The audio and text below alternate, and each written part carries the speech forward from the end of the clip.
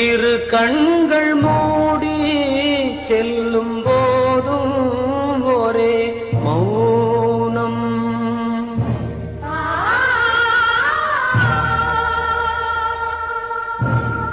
ஒரு சங்கில் தானே பாலை உண்ணும் ஒரே ஜீவன்.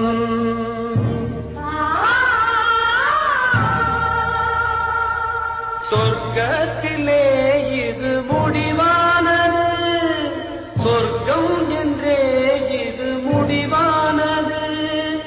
காதல் ஒரு வேதம், அது தெய்வம் தரும்